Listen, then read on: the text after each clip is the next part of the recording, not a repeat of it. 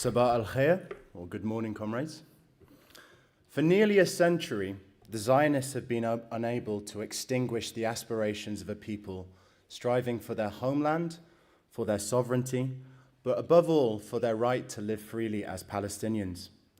The hopes and dreams of the refugees, trapped both within historic Palestine and on the outside as well, have been far too powerful for even the might of the Israeli war machine to destroy. And I would say Palestinian freedom remains a central issue in the Arab world. The fate of the Palestinian struggle is tied by 1,000 threads to the fate of the Arab Revolution. Because as long as there exists an aggressive Zionist state, there will be no peace for the Palestinian people. And as long as there is no freedom for the Palestinian people, there will be no peace for the region. Now, as Nelson said, the chair, when approaching the question of the resistance of any oppressed people, it's very important to start with what is, rather than what we would like to see. And the truth is, the Palestinian cause has been betrayed many times over, many times over, not just by the Israelis, not just by Western imperialism, not just by the Arab dictators, but also by its own leadership. Now, resistance is an aspect of everyday life for the Palestinian people, whether it be the defiance of the fruit pickers in Nablus that are constantly harassed by the settlers, whether it be the housing struggles in Sheikh Jarrah in the districts just outside of Jerusalem, or whether it be the resistance groups battling with the IDF in Tulkarem. We make no apologies for standing on the side of the oppressed. But what concerns us as communists is not just platitudes of support. We must understand what forms of resistance can and ultimately will smash Zionism, smash the forces of imperialism within the region. And that should really be our compass. What brings liberation closer and what does not? So to fully understand this, we have to understand Palestine's central role within the Arab world. And this goes back to the Nakba. When Israel was proclaimed in 1948, this tore up the fabric of the Middle East. It led to half the Palestinian population being taken away from their homeland. And this historic crime remains one of the central contradictions within the Middle East up until this day. There was, of course, an immediate retaliation on the part of the Arab states, but they were unable to reverse this unfolding disaster. The Zionist terrorist forces, in fact, gained more land and more resources through the fighting. But this was not really a revolutionary war on the part of the Arab states. To understand that, you have to understand the political topography of the region at the time. Much of the region was ruled by puppet dictators that the British and the French had installed. For instance, in Egypt, the King Farouk, the British puppet, he himself was afraid of reprisals from his overlords if he were to fully mobilize the population against the Zionists. And this was plainly obvious to the Palestinians that took up arms against the Zionist forces. Yasser Arafat and many of the future resistance leaders, they themselves were fighting in Gaza after the Nakba. And there is an account of the Egyptian forces coming up to them and saying, "We are asking you to disarm. Give us your rifles, we'll give you a receipt, and you can have it back after the end of the war." And this had a very big impact on the Palestinian youth. As Yasser Arafat himself wrote, "At that moment, I knew that we had been betrayed by these regimes. I was myself touched by their treachery." But the treachery didn't end there. The King of Jordan, who boasted the biggest army in the Arab world at the time, he asked his troops to stand down. Why was this? Well, he sent his officials to London to strike bargains with the Zionists in order for him to annex the West Bank for himself. And so when the 1949 ceasefire agreement came about, what did we see? We saw the king get his wish and Gaza placed under Egyptian administration. And the Nakba, it generated a huge amount of humiliation within the Arab world. Actually, a lot of the anger that was initially directed at the Zionists ended up turning into acrimony against the puppet dictators and the tribal families of the Arab world. And with this initial wave of Palestinian diaspora, we saw a huge cascading wave of radicalization across the Arab East. And we have to zoom out for a second. From a geopolitical point of view, The old world order was beginning to crumble after the Second World War. Britain and France, who were once the masters of the Middle East, were beginning to lose their grip. The social contradictions and tensions within the Arab world were reaching a breaking point, and so came the era of colonial revolutions. But the communist parties, under the direction of Stalin's Soviet Union, squandered this historic opportunity. Their most salient betrayal of the Arab masses was the recognition of the state of Israel. In fact, supporting the partition of Palestine as a means of undermining British dominance. Stalin genuinely believed that a future Israel could become a Soviet satellite, and so he was the first to recognize it, but also made sure arms shipments were sent to the Zionist forces whilst they were fighting against the Palestinians. And this outrageous move sullied the banner of communism for an entire generation. Much of the Palestinian youth were viscerally hostile towards what they believed to be communism, but in fact was Stalinism. And in many key Arab countries, the seed of genuine communist organization was not allowed to germinate as a result of this betrayal. So what appeared to be the most radical trend at the time was in fact Arab nationalism, which was surging across the Arab world at the time. You had authors such as Konstantin Zurek, the Syrian professor, who wrote the most popular book of the day, The Meaning of the Disaster. And in this book, he coined the term, the Nakba, to actually explain the brutal assault at the hands of the Zionists that the Palestinians had faced. And he wrote a thundering criticism of the Arab armies. And he said that their weakness reflected the insipid nature of these regimes.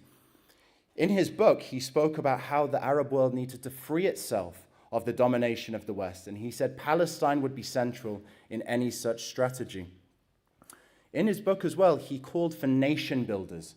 He called for a new elite to come forth in order to basically lift the Arab world out of its backwardness and raise it to new heights.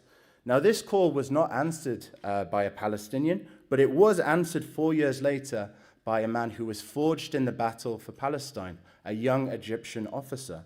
In 1952, Gamal Abdel Nasser assails to power with the Free Army officers in Egypt.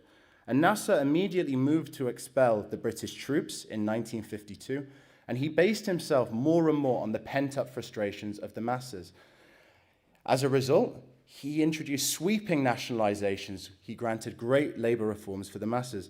But really, it was the Suez nationalization of 1956, widely perceived to be his showdown with Britain, Israel, and France, which shot him into stardom in the Arab world.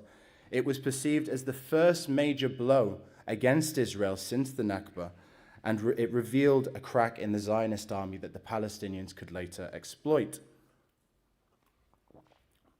Now, it was after this point that Nasser's project took on a new dimension, that of Pan-Arabism. And this had a huge impact on the radicalized Palestinian youth.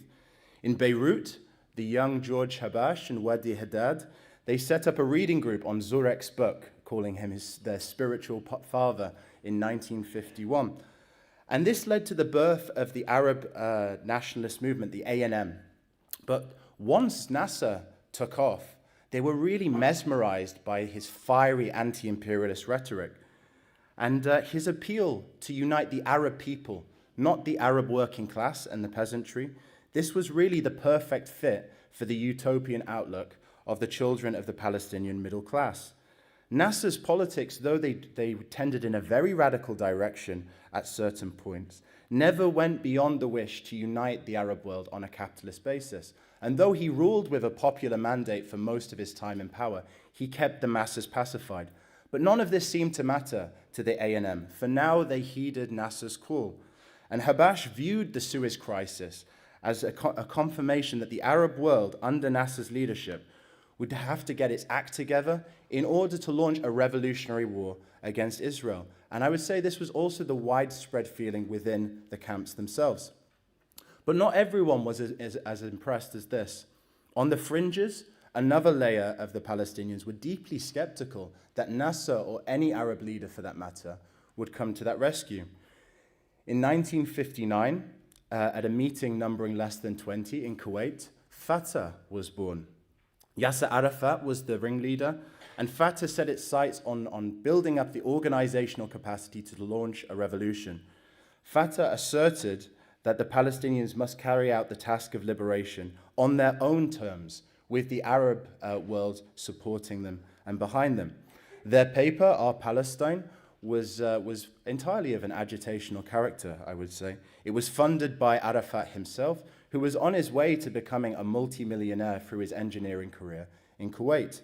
And Fata drew their inspiration primarily from the Algerian War of Liberation, which began 5 years before. Fata's conception of revolution and their organizational methods were more or less a carbon copy of Algeria's FLM. So to summarize this, you launch attacks against the enemy in the name of revolutionary violence against the colonizer. You split the country down the middle. You polarize society as a result. And so you draw all of the progressive forces, all of the patriots from no matter what class background or what class ideology behind you in this struggle. You then use the blood of your martyrs and the brutal repression of the occupier to garner support from the Arab world. And with a combination of diplomatic will and also military operations, you bring the colonizer to the negotiation table. You defeat them there.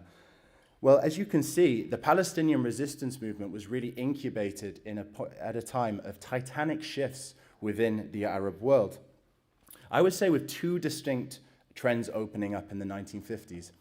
The A&M, who looked to Nasser to unite the Arab world and wage a revolutionary war against Israel, and Fata, which sought unity in the Arab world through a Palestinian-led struggle against the Zionists. And though Fata was never so ideologically driven, I would say there are two core planks that never changed throughout the course of the decades. The first is the belief that class is not important in the context of national liberation. Fata was a bourgeois nationalist current within the Palestine movement.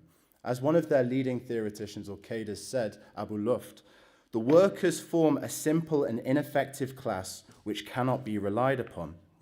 Now, you might think, what was left of the Palestinian working class after the Nakba? Didn't everyone end up lumpenized in the camps? And though this was, of course, true for the majority, we have to say that skilled Palestinian labor was the backbone of the states in construction, of the oil states, especially in the Gulf. And unsurprisingly, the Palestinian workers were the most radical element of these working classes. Just to give one example, in 1953, there was a huge strike in the oil fields against Aramco. This was in Saudi Arabia, where Palestinian workers were demanding better pay and better conditions, and the right to organize and unionize. The royal family deployed the army, but the Palestinians held out on strike for 3 weeks and until basically they were granted concessions. But they were beaten black and blue by the army. In fact, a few years later, the Saudi Arabians implemented a ban on Palestinians coming into the country because they were far too radical for them to handle.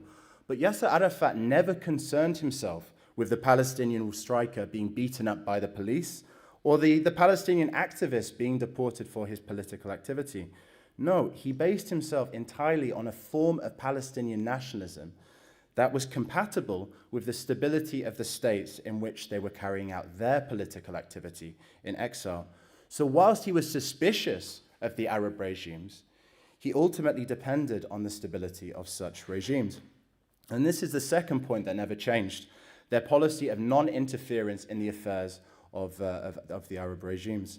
Just to keep up the example of Saudi Arabia, in the decades to come, Yasser Arafat will go to personally visit the king, and the king will say to him, yes, we support you in your struggle, and we will actually take a liberation tax off the workers, the Palestinian workers, and we'll send it to the resistance. But of course, this will come at a price. And he was very happy to strike this Faustian bargain in order basically to be seen as the recognized leadership of the PLO, which I will come on to. Non-interference, I would say, as a policy, really reflected Fatah's class outlook of an aspiring bourgeois class whose radicalism was limited at the beginning solely to taking on the Zionist state. But it was not just the Zionist state that could not handle a liberation movement, armed Fedai. In fact, it was the Arab regimes themselves. And at this stage, we should say, Fata really was a small group on the fringes. Everyone was looking towards Nasser to unite the Arab world. But it would be key events in the 1960s that would change the balance of forces and see the meteoric rise of Fata to the head of the resistance. Now, I don't have too much time to go into the key events of the 1960s. That would be a talk in its own right. But if I was to give you the highlights reel, in 1962, we see that the Algerians win their liberation through the Evian Accords. It's in 1962, yes. It's in 1962 as well that Gamal Abdel Nasser announces that he has no plan to liberate Palestine. But Nasser was a shrewd politician who could read the regional map. He wanted to unite the Arab world in order to exert his influence and his control over it. And it was with this in mind that he set the Palestine Liberation Organisation up in 1964. The ostensible reason for setting this up was to provide a platform for the Palestinians to be able to speak for themselves. But in fact, this was basically his way of playing power politics. Though he said he didn't want to liberate the Palestinians, he wanted to set up something in order for him to look as if he were their champion. And the PLO had a certain appeal amongst Palestinians in the camps. It provided something that felt official to the Palestinians. It had its own army, really under the tutelage of the Arab armies, we should say, its own covenant, and also its own cherry-picked representation. But Fatah viewed this suspiciously, and they began their military operations on the 1st of January 1965, with a string of attacks against Israeli installations. And these attacks proved two things. Firstly, the ineffectiveness of such tactics, and secondly, the overwhelming military supremacy of the aggressor. Rather than rousing the masses to action, in fact, Fatah's attacks proved the perfect pretext for great reprisals to be carried on the backs of the Palestinians. But I say the defining event of the decade was really the Six-Day War in 1967. For the past two decades, the imperialists had built Israel up to be a very strong military force. And they armed it to the teeth in this period. And Israel was searching for a reason to expand its reach over historic Palestine and also to strike blows at its Arab adversaries. The US knew that Nasser had no military ability or will to actually invade Israel, which is what the Zionists were claiming at the time. But with tensions rising between Israel, Syria, Egypt, they gave their attack dog in the Middle East the green light to act in self-defense. And within the first few days of fighting, the Israelis totally wiped out the aviation capacity of both the Syrians and the Egyptians. 6 days in, the Zionists had occupied the Gaza Strip, the West Bank, the Golan Heights from the Syrians, and also the Sinai from the Egyptians. Now, this was euphemistically called the Nakba, which means setback in Arabic. But this was far more than a setback. This actually spelled the end of Nasserism. And US imperialism could not hide its glee. Pan-Arabism was finished, and Israel it proved itself to be the worthy investment that it was. I found an old headline from one of the big papers in the US. The day after the Six-Day War, it read, "Triumph of the Civilized." And really, the burning question after Nasser's defeat was what is to be done?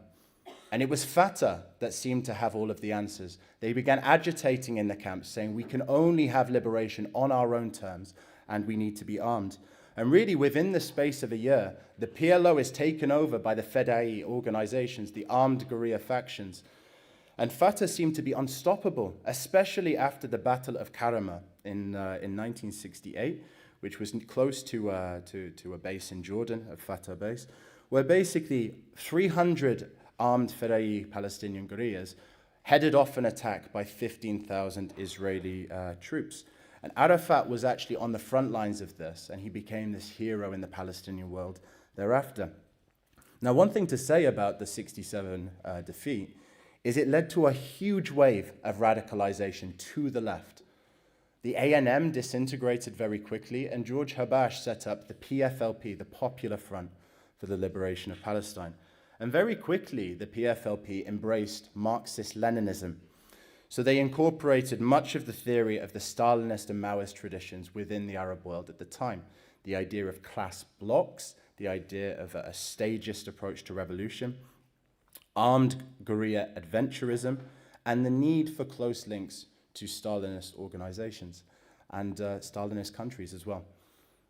But there was something markedly better, at least in language, from the Popular Front, which is that they understood that the enemy of the Palestinians was not just the Zionists and the Western imperialists, but the dictators in the Arab world themselves. They said the Palestinian struggle was against all reactionary regimes, against the Gulf monarchies in Jordan, those that collaborate with international imperialism. Now, the DFLP was set up in 1969 as a split from the Popular Front by Nayef Hawatma and his cadres, and they were unconvinced that George Habash had really left behind his nationalist baggage. It's very interesting if you read what the DFLP were up to in their first few years. They were trying to reach out to radical groups within Israel, such as the Matzpen, a small Trotskyist organization, and reappraise Israeli society on the basis of the shift to the left that was taking place there. But I say, generally speaking, they never had the organizational capacity or muscle that the Popular Front did. And also they generally agreed with George Habash's understanding of what the Palestinians were up against. Western imperialism, Zionism, and Arab collaborationism. This, for them, was the triumvirate of reaction. And I say this leftward pressure did have an impact on Fata itself, who towards the end of the 60s put forward the idea of a democratic secular state of Palestine in which Jews and Muslims and Christians could reside together. They stated that in such a future unified state, it would not be theocratic, it would not be sectarian like the Lebanese model, and that in fact a Jew could become the prime minister on the virtue of them being an outstanding citizen.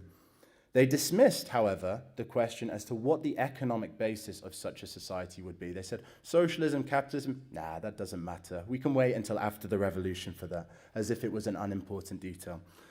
Now, by the end of the 1960s, Fata dominated the PLO. It was seen as the safe pair of hands from the point of view of the regional actors, and so it got the most money, the most resources, and so on. It was viewed as the safest bet. And the first test of the resistance was, in fact, in Jordan. In 1970, the PLO ran basically all of the camps in Jordan, enjoyed huge support from the population, 70% of which was Palestinian, we should remember, and a situation was opening up where a state was developing within the Jordanian state. And the situation was becoming completely untenable from the point of view of the king, who had a very slim basis of support within society. It was mainly the landowners and the tribal families. And actually, many of the Palestinian Fedai were drawn to the idea of overthrowing the king and turning it into what they called an Arab Hanoi, inspired by the Vietnamese struggle. They wanted a revolutionary base in order to launch their attacks against Israel. But Yasser Arafat admonished the youth, admonished these officers. He said, no, this isn't our line. This is not the way for liberation, to take on any Arab regime. That's not the way. But of course, the Popular Front and the Democratic Front had a completely different line. They actively sought a showdown with the monarchy. Comrades might have heard George Habash's speech that he gave on May Day in Amman in 1970. It's one of the things he's remembered for. He said, the revolution in Jerusalem must run through all of the Arab capitals first, starting with Amman. The Democratic Front in 1970 as well, they were raising the slogan, all power to the resistance. And they would go to the mosques after the Jummah prayers and hand out portraits of Lenin and hand out and distribute their leaflets. So clearly the fronts were a little bit more in tune with this radical mood that was developing, and the tensions were reaching boiling point. Meanwhile, the king was waiting for the perfect pretext to launch a bloody war against the PLO. And this came in the form of the Popular Front hijacking two airliners, landing them in Jordan and blowing them up. This was what the king needed in order to go in September and try to brutally crush and suppress the PLO. And the fighting was really tough in September. There were some initial victories for the Fedai, especially in the north. For instance, in Irbid, in the north of Jordan, there was the declaration of an Arab Soviet, and there was people's committees that were organized on the streets there. However, the PLO found itself completely unprepared, fighting a rearguard battle. And by the end of September, the fighting was more or less concluded. The PLO, in fact, called upon the Syrian army and the Iraqi army to come to their rescue, but neither did. And Yasser Arafat was dumbfounded. We'd made all of these promises to the king that we wouldn't interfere. And look, he has come and crushed us in what would become known as Black September. Now, two little details. On the eve of this brutal crackdown against the PLO, the king appointed a Palestinian military governor, and it was under this man's command that the massacre was carried out. And for me, it is remarkable that this didn't lead Fata to think, hang on a second, maybe class interests are more important than woolly national identity in revolutionary moments. And the second detail is that Jordan was secretly arming Israel throughout. And I think this shows basically the web of reaction that was really aiming to decapitate the resistance movement at this point. But this was a historic failure for the Palestinian resistance of a huge magnitude. Jordan was really the weakest link in the chain of Arab reaction, and it was the one where the PLO actually had the greatest base. But the resistance had its first clash with a local bourgeois, and they were ruthlessly suppressed. Fata immediately turned on the fronts. One of their cadres, Salah Khalaf, he wrote, "The fronts are extremists for," and I will quote, "linking national liberation with the class struggle." But the tragic irony was they didn't do such a thing in anything really but words. Ahead of September 1970, instead of connecting with the Jordanian masses and engaging its political organizations, or even carrying out agitation within the army, of which the majority were Palestinians. No. The Popular Front was far more concerned by hijacking planes and high-profile actions like this. Ahead of September, there was no preparations made to actually seize power. They were tied hand and foot to a political organization that took a conciliatory approach to Arab reaction. And this was a historic failure, we should say, on the part of the front. And really, the blowback from Black September was immense. There was this general questioning within the resistance movement. How realistic is it that we can really take on the might of Israel in one fell swoop?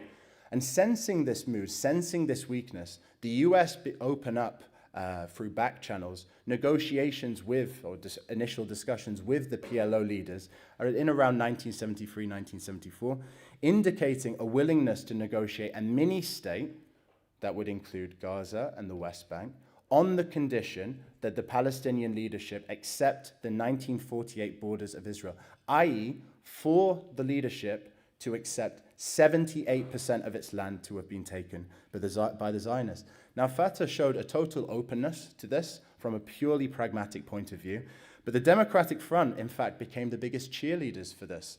They called it a transitional demand, and they talked about the negotiations Trotsky has to have at Brest-Litovsk. Well, for those that know about Brest-Litovsk, the entire purpose of those negotiations, which were had in the open, not through back channels, was to actually raise the specter of revolution over the heads of the imperialists, right? But what the Democratic Front were really doing was using Marxist phraseology in order to distract from their total political capitulation. And we should say they really just provided a left cover during this debate for bourgeois nationalism. This discussion, when it reached the camps in the wider region, it left refugees wondering, what on earth are our leadership doing? 78% of our historic homeland being given to this must be a joke. There was, in fact, an example of the Women's Union clashing openly on stage with the PLO leadership over this question, saying, we cannot support this policy, this is capitulation. But regardless of this, the PLO pressed ahead, and by 1974, it was instituted in their 10-point program. Now, it's worth saying, at this time, Yasser Arafat was on his diplomatic crusade. He was fighting for international recognition, and of course, this reached its peak in 1974 with the speech that he gave at the UN General Assembly. I come bearing an olive branch and a freedom fighter's gun. I would say from here on out, we really see the schizophrenic approach between the PLO leadership. They lean on the actions of the armed Fedai, on the armed resistance movement, but it's really just to negotiate with and parley with the bigger imperialist powers. Like a typical petty bourgeois in the context of any national liberation struggle, what Yasser Arafat was out for from this point on, and maybe even before, was a seat at the table and nothing more. And there are still many Arafats across the ex-colonial world. I would say to this day that though they speak about the cause of their people, these people are nothing but false friends, and they do not represent the genuine aspirations of the masses they claim to represent. Now, it has to be said, the Popular Front took a much better line in all of this. They became known as the rejectionists. They did not believe that a just settlement was possible for the Palestinians, whilst an aggressive imperialist state lies right next door. And of course, this was captured in the fantastic interview with Ghassan Kanafani, where he says, discussing peace or with the Israelis is like a conversation between the sword and a neck. Now, there was a second opening for the PLO to take power, and this was in Lebanon. Lebanon, for context, was a highly sectarianized country and had a sectarian model of governance, where the Maronite ruling class had the permanent right of presidency. And this fragile ethnic balance within the country was actually upset a lot by the Nakba itself, when you had 100,000 Palestinians basically forced into the camps. And some of the harshest discrimination against the Palestinians was to be found within Lebanon. They were banned from entering any jobs in the state sector, and there was right-wing gangs that would go and harass basically the Palestinians in the camps. And since independence, we should say, there was this boom in Lebanese capitalism and a strengthening of the Lebanese working class. It achieved independence, I think, in 1946, by the way. There was a lot of trade circuited through Lebanon from the Mashriq, from the east, and it became the financial and banking hub of the region.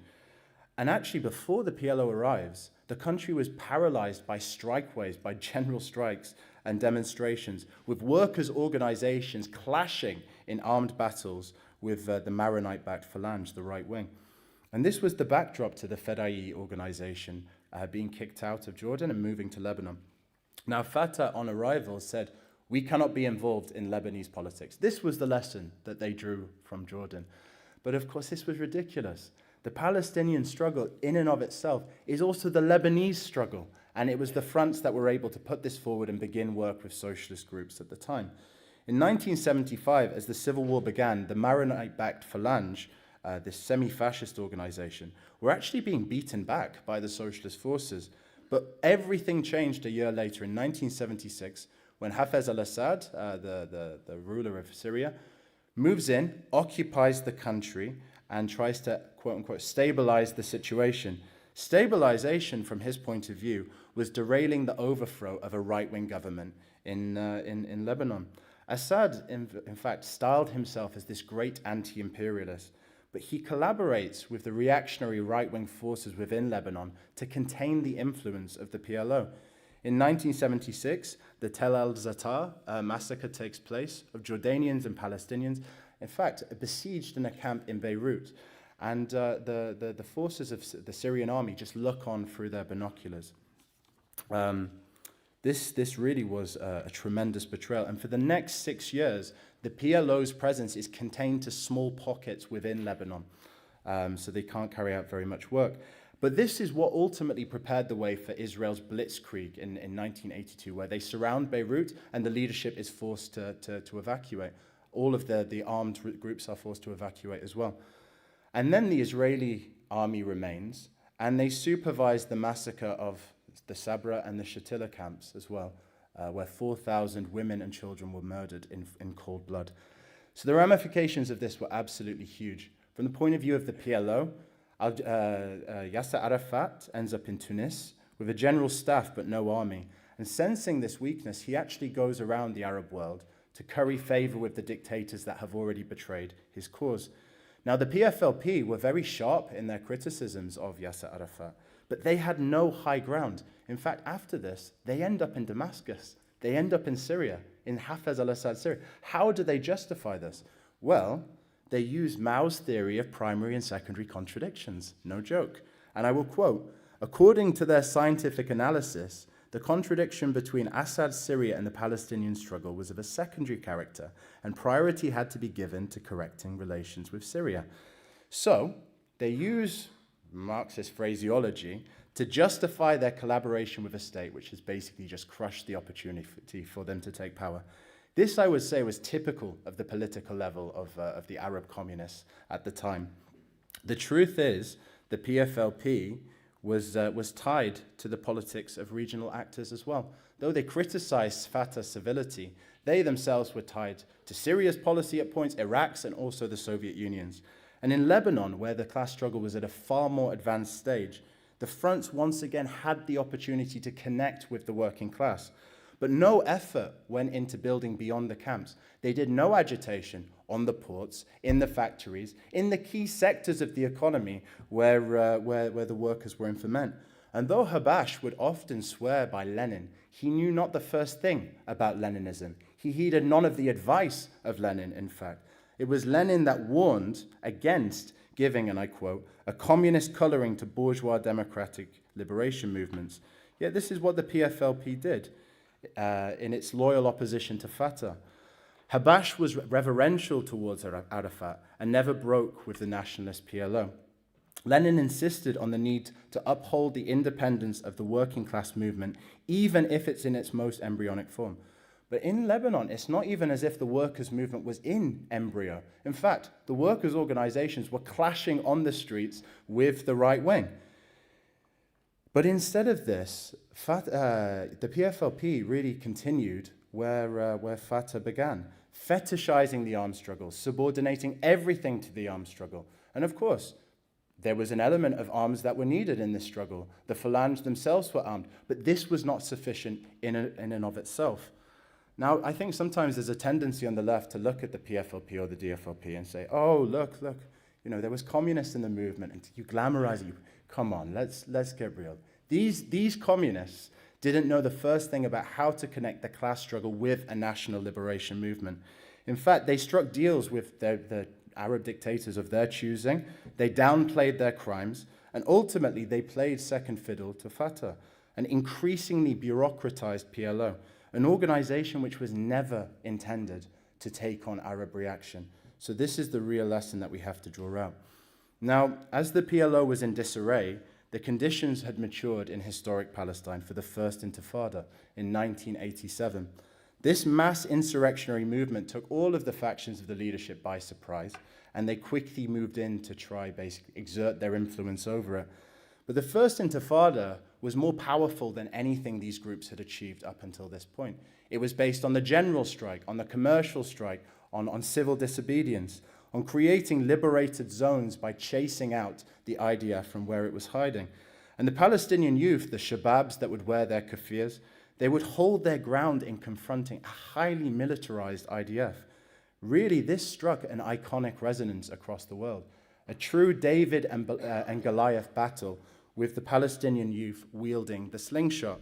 And the PLO factions soon made it their mission to exert control. And from Fatah's point of view, this was the perfect negotiation trip, the bargaining trip to take to the Americans to get a seat back at the table.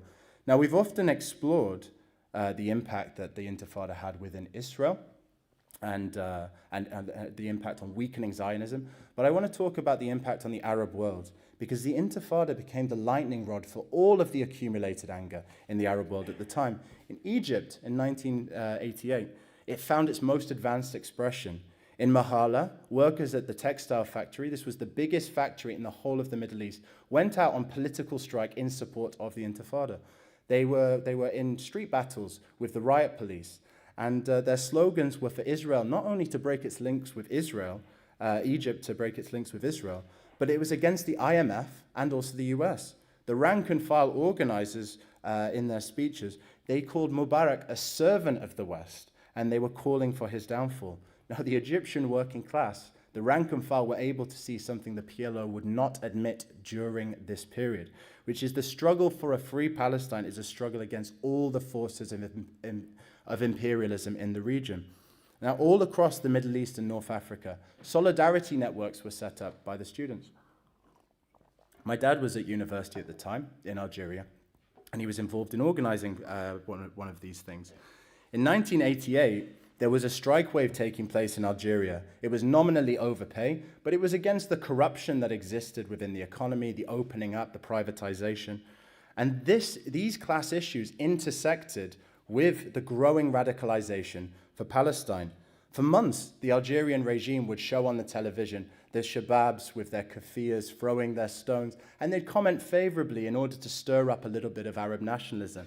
But this was a dangerous precedent to set, because by the middle of 1988, the Algerians had taken the inspiration from the Palestinians and were in fact in their kafirs with their stones throwing it at the Algerian army. So what does the Algerian dictator do, Chadli? What does he do at this time? He calls on the PLO leadership to come to Algeria to try calm things down. Arafat went to go speak on a platform with the Algerian president and in order to show how grateful he was that the government was supporting the resistance. And he was joined a couple of days later by Hawash and Hawatma, the leaders of the fronts. And for me, this is the perfect image of where pragmatic, realistic politics winds up. Though the PLO, even if you interpret them in the most charitable of ways, might have thought that they were using the Arab regional actors for their interest, in fact, the tragedy was it was the other way around. The PLO had no interest in the Arab worker. They could not identify with this popular outpouring of sympathy within the Arab world. And it was not just within the Arab world. In Sudan, for instance, there was a huge protest against at the US Embassy. Riot police came in. A general strike was called in support of the Intifada as well. But the PLO was compromised as a matter of principle, and the Arab dictatorships knew that Fata, which ruled the roost, would not bite the hand that fed it. Now, this is the necessary background to understanding the Oslo Accords of 1993, or Palestine's Versailles. This was a huge betrayal that laid the blueprint for the violence we find today. In this peace agreement, we find the seeds of the West Bank being stratified, settlements proliferating, East Jerusalem being colonized, and actually what was sanctified by the peace process was no right of return. This was never even put on the table. With the establishment of the Palestinian Authority, made up of Fata cadres, Palestinian nationalism was put to a severe test, and it failed. Rather than challenging the occupation, these people, through their links to the Israeli high command, became a corrupt elite. And yet, the conditions of the Palestinians were not improving. This is what laid the basis for the Second Intifada, which I say was characterized more by bitterness and desperation than anything else. Now, after Arafat's death, or assassination, depending on where you sit on that debate, the deterioration of the conditions in Gaza and the West Bank got worse and worse and worse, and this led to the rise of Hamas in the January 2006 elections. The rise of Hamas was really a vote of no confidence in the Palestinian Authority, and it's been a useful tool for the Zionists to keep the Palestinians divided. Okay, hopefully we can go into that in the sum up, because I'm being told to sum up. The note I wanted to end on is really why the resistance failed in its historic goals. And I think you can't really understand that by looking at this or that particular event. There was an organic tendency within the PLO to marginalize the role of the working class in its struggle against imperialism. There was nothing truly resembling workers' internationalism at any point. They might have struck a tactical agreement here and there with this workers' organization in Jordan or Lebanon, but it was always traded off to curry favor with a local Arab ruling class. This really reflected a distorted and petty bourgeois view of revolution, and it runs like a thread throughout all of Fatah's activity, their political documents. The armed struggle was always intended as a substitute for the class struggle, and the Palestinians were therefore turned into mere spectators of their own struggle. This is what the communists, the fronts, played second fiddle to. But this has to be put into a much broader context. The nationalists and pan-Arabists of the 1950s and 60s failed to fundamentally transform the region, and the communists in these struggles either played the role of loyal opposition or no opposition whatsoever. The failure of genuine communist currents in these countries based on real internationalism, not striking this or that deal with a dictator you like, based on socialist revolution, not a democratic phase where we all come together and then we have socialism at some distant point. This is the tragedy not just of the resistance movement, but of the Arab revolutions. So I think the rise and fall of the PLO can show us the following. There can be no trust in the Arab regimes, and there will be no solution or lasting peace until capitalism is overthrown, until the various ruling classes that keep these sectarian divisions alive are swept to one side, until the landlords, the bankers, the tribal leaders that pose as kings are expropriated of their wealth, and this wealth is put at the service of the masses of the Middle East. In a word, we fight for a socialist federation of the Middle East and North of Africa as a way forward. So you should not believe the nationalist Stalinist line that the working class is too backward in these countries to play a leading role in their struggle. We saw historically the role the working class can play in bringing dictatorships to their knees. We see it in recent history with the Arab revolutions. In their struggle against Ben Ali, the Tunisian workers found exactly where they needed to be at the front of their struggle. The same with the Egyptians in their struggle against Hosni Mubarak. And now more than ever, comrades, the solution of a just settlement for the Palestinians depends on the struggle outside the historic borders of Palestine. As Nelson said at the beginning, the resistance movement has been weakened, but this is not just because of the betrayals of the Arab rulers, but because of the failures of its leadership itself. But what this genocide over the last 2 years has done has prepared an almighty backlash. Palestine has once again become the compass, the lightning rod for all the accumulated anger in the Arab world. And the past 2 years have placed unbearable strain on the Arab regimes. The sheikhs, the tribal families, the al-Sisis of the region, they are right to be worried. Because as communists, we can see what is coming. The class struggle is coming. And we're not in the business of treating the oppressed masses as mere victims. The oppressed people of the world are our comrades in struggle. And the purpose of this session has been to draw out the lessons so that our class can win. So that's why we raise the slogans. The Arab dictatorships must fall for Zionism to be destroyed. Revolution is the path forward for all the oppressed people of the Middle East, for a socialist federation of the Middle East. Thank you, comrades.